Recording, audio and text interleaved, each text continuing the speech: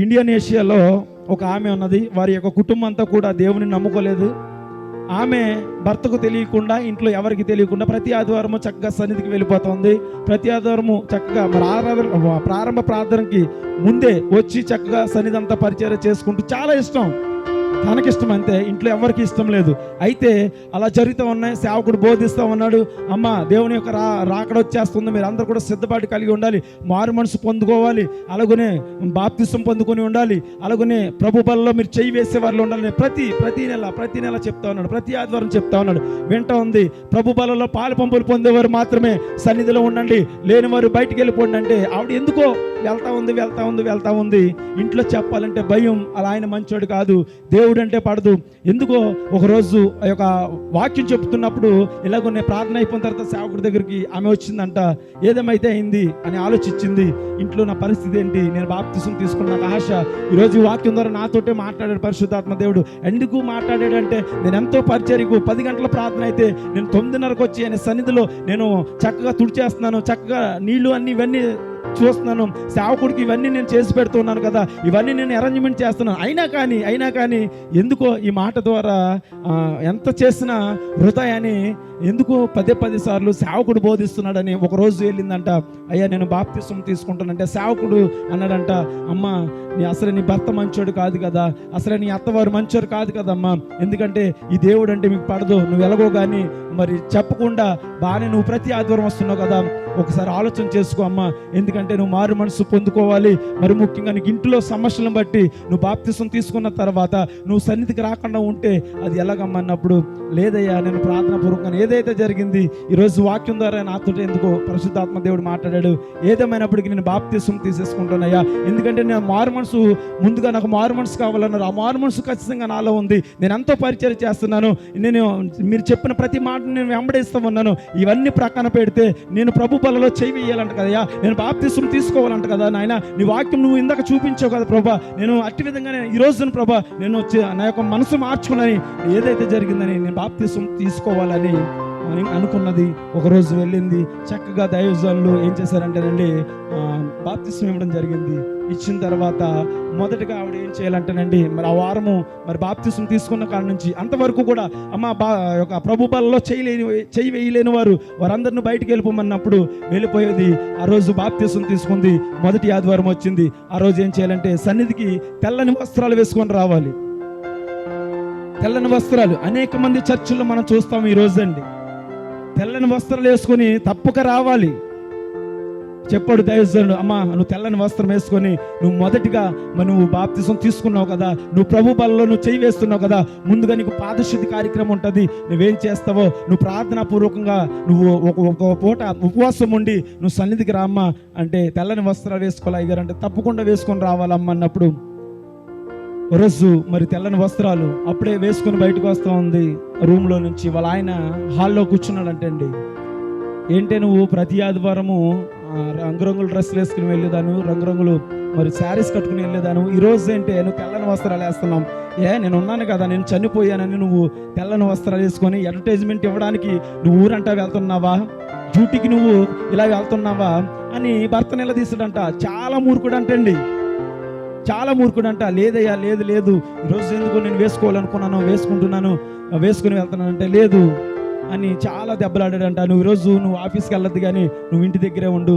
అనేసి చెప్పాడంట. చెప్పిన తర్వాత తను ఆలోచించుకుందంట, ఏడ్చిందంట, ప్రభువా మొదటిగా నేను బాప్తిసం పొందుకుని ఉన్నాను కదా, నీ ప్రభు బలలో నేను చేయి వేయాలి కదా నాయన, మొదటిగా సేవకుడు చెప్పాడు తెల్లని వస్త్రాలు వేసుకొని సన్నిధికి రావాలని, పాదశుద్ధి కార్యక్రమం ఉంటుందంట కదా, నీ ప్రభు బలలో వేయాలంటే ఈరోజు నేను ఎట్టి విధంగా నీ సన్నిధికి రావాలి, ఏదేమైనా నా భర్త ఏం చేసినా పర్వాలేదు, నేను ఈరోజు వీళ్ళకి చెప్పుతానని వారందరినీ కేకేసిందంట.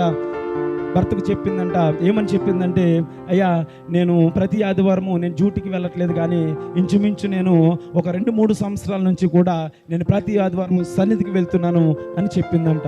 వెంటనే వాళ్ళ ఆయనకి దేవుడు అంటే పడదు, వెంటనే లేచిపోయాడు అంటండి. లేచి నువ్వెందుకు సన్నిధికి వెళ్తున్నావు, ఏం చేశాడు దేవుడు నీకని నువ్వు సన్నిధికి వెళ్తున్నావు, నువ్వెందుకంటే లేదయ్యా లేదు, అందుకనే నేను ఎంత చేసినా వ్యర్థమని దేవుడు మొన్నటి ఆదివారం నాతో మాట్లాడారు, అందుకని నేను సేవకుని తీసుకుని వెళ్ళి నేను బాప్తిస్వం తీసుకున్నాను. రే నీకు పిచ్చా అని అడిగాడు అంటండి. నాకు పిచ్చి కాదయ్యా, దేవుడు అంటే ప్రాణము, ఎందుకంటే ఆయన ఒక పరలోక రాజ్యంలో ఆయన రాకడ వచ్చేస్తుందంటయ్యా, ఆయన ఒక పరలోక రాజ్యంలో మేము అందరం కూడా మన కుటుంబం ఎత్తబడాలి అంటే తప్పకుండా నేను బాప్తిస్వం పొందుకుని ఉండాలంటయ్యా, ఆ యొక్క ప్రభు పనిలో నేను చెయ్యి వేసేవారిలో ఉండాలంటయ్యా, నేను ఆ యొక్క శరీరాన్ని ఆయన యొక్క రక్తాన్ని నేను తీసుకునే వారిలో ఉండాలంటయ్యా, అందుకని నేను మారు మనసు పొందుకొని నేను ఒక ప్రభు పనిలో చెయ్యి వేయాలని నేను తప్పక నేను బాప్తిస్వం తీసుకున్నాయ్యా అంటే భర్త అన్నాడంట. చాలా కోపం ఇచ్చాడంటండి, చాలా దెబ్బలాడాడంట. ఇంటి వారందరూ దెబ్బలాడారంట. లేదు నేను వెళ్తాను, ఫస్ట్ రోజు కదా నేను వెళ్తాను. ఎలాగైతే దెబ్బలాడింది, సరే నువ్వు సన్నిధిలో ఆయన యొక్క శరీరం ఇస్తారా, ఎటు దేవుడి శరీరము, మీ దేవుడు శరీరం ఇస్తారా, మీ దేవుడు రక్తం ఇస్తాడంటే నిజమేనండి. ప్రతి ఆదివారం నాకు సన్నిధులు ఇస్తారు, ప్రతి ఆదివారము ఆయన యొక్క శరీరము ఆయన యొక్క రక్తాన్ని ఇస్తారండి. ఎందుకంటే నేను బయట కూర్చున్నప్పుడు నా సేవకుడు మైక్లో మాట్లాడుతూ ఉంటాడండి, ఆయన యొక్క శరీరాన్ని ఆయన యొక్క రక్తాన్ని తీసుకున్న మీరు ప్రార్థనా పూర్వకంగా ఉండండి అని చెప్తూ ఉంటాడండి. నేను వింటున్నాను, నేను ఎప్పుడు చూడలేదు అంది.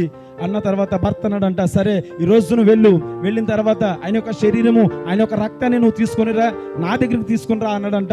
వెళ్ళిందంట. ఏదేమైనప్పటికీ కూడా వరుసగా అందరితో పాటు చక్కగా పాదశుద్ధి కార్యక్రమం అయిందంట. వరుసగా ఈ యొక్క ప్రభు పనిలో చేయడానికి చక్కగా ప్రార్థన పూర్వకం ఉందంట. ఎలా ఉందంటే, ప్రభువా ఇదిగో నువ్వు ఇచ్చి నువ్వు యొక్క శరీరము నువ్వు యొక్క రక్తాన్ని నేను తీసుకుంటున్నాను కదా నాయన, ఇదిగో నా భర్తకు ఒక మాట చెప్పి నేను వచ్చాను, నీ యొక్క శరీరము నీ యొక్క రక్తాన్ని నేను తీసుకుని వెళ్ళి తనకు చూపిస్తేనే కానీ లేదంటే నన్ను చంపేస్తానంటున్నాడని ఎంతగానో ఏడుస్తూ ప్రభు వల్ల చేవేసింది. అయిపోయిన తర్వాత, ప్రభువా నన్ను క్షమించు నాయన, ఇది నేను తీసుకుని వెళ్ళిపోతున్నాను, నా భర్తకు చూపించిన తర్వాత నేను తీసుకుంటానయ్యా, ప్రార్థన చేసుకునని అలాగే చేతితో ఇచ్చిన తర్వాత ప్రార్థన అయిపోయిన తర్వాత వెళ్ళిపోయిందంట. ఏడ్చుకుంటూ వెళ్తుందంట, బాధపడుతూ వెళ్తుందంట. ఎందుకంటే ఈ యొక్క ప్రభు వల్ల మరి యొక్క శరీరము ఈ యొక్క మరి ఆయన యొక్క రక్తము మరి ఎలా ఉంటుంది, నా యొక్క భర్త రియాక్షన్ ఎలా ఉంటుందని చూసిందంటండి. చూసినప్పుడు వెళ్ళిందంట, కళ్ళు మూసుకుంటున్న ఆయన భర్తకి ఇచ్చిందంటండి. ఎలా చూపించిందంట, చూపించిన తర్వాత ఎర్రటి రక్తం అంటండి. ఎర్రటి రక్తంలో చక్కటి మాంసం ముద్ద ఉన్నదంట. దేవునికి స్తోత్రం. తను చూస్తే రొట్టె ద్రాక్షరసమే ఉన్నది, అలా భర్తకు చూపిస్తేనేమో ఎర్రటి రక్తంలో ఒక మాంసపు ముద్ద కదులుతా ఉన్నదంటండి, కదులుతా ఉందంట. నిజమే, భర్త మారాడంటండి. నిజమే, నువ్వు నమ్ముకున్న దేవుడు గొప్పవాడే. నిజమే, మీ కొరకే నువ్వు నమ్ముకున్న దేవుడు మీ కొరకు ఆయన రక్తాన్ని దారబోసాడైనా, ఇదిగో ఆయన రక్తము, ఆయన శరీరాన్ని మీ కొరకైనా మీ యొక్క శరీరాన్ని ఇచ్చాడు, ఇదిగో శరీరము అని చూసాడంట. మరి ఈవిడ చూసిందంటండి. చూసేటప్పుడు ఆ యొక్క రొట్టె ఆ యొక్క ద్రాక్షరసమే కనబడుతుందంట. ఏదేమైనప్పటికీ కూడా ఆ యొక్క రక్తము ఆ యొక్క మాంసపు ముద్ద రక్తంలో అలా కదులుతూ అలాగా ఉన్నప్పుడు ఏం చేశాడంటే భర్త కూడా మారు మనసు పొందడము జరిగిందంట. దేవునికి స్తోత్రం, హల్లెలూయా. దేవుని చేసే కార్యాలు ఎలా ఉంటాయండి. ఎంతో ప్రార్థన చేసుకుంది, ఎంతో బాధపడింది, దెబ్బలాడి వెళ్ళిన తర్వాత ప్రభువా నన్ను క్షమించని తీసుకుని వెళ్ళింది. తను చూస్తే రొట్టె ద్రాక్షరసమే, అలా భర్తకిస్తే అది రక్తంలో మాంసపు ముద్ద. వెంటనే నిజమే, నేను కూడా రేపటి నుంచి నీ సన్నిధానానికి వస్తాను, మనిద్దరం కలిసి సన్నిధానానికి వెళ్దామని చెప్పడం జరిగిందంట. దేవునికి స్తోత్రం. ఎంతో గొప్ప సాక్ష్యం కదండి. ప్రభు బలలో చేయి వేసింది, బాప్తిస్మము తీసుకున్నది, ఈ భర్త మారాడు. చక్కగా కొన్నాళ్ళు పోయిన తర్వాత తను కూడా బాప్తిస్మము తీసుకున్నాడు. ప్రతి మొదటి ఆదివారము ప్రభు బలలో చేయి వేయటమే కాకుండా వారి కుటుంబమే చక్కగా సన్నిధిని నడిపించి చక్కగా పరిచర్య వాళ్ళ భార్య కంటే ముందుగా తను వెళ్ళడం జరిగిందంట. దేవునికి స్తోత్రం, హల్లెలూయా. ఈరోజు మనం ఏం చేయాలంటేనండి, క్రీస్తుతో సహవాసం కలిగి ఉంటే దేవుడు చక్కటి కార్యము మనకు దయచేస్తాడనమాట.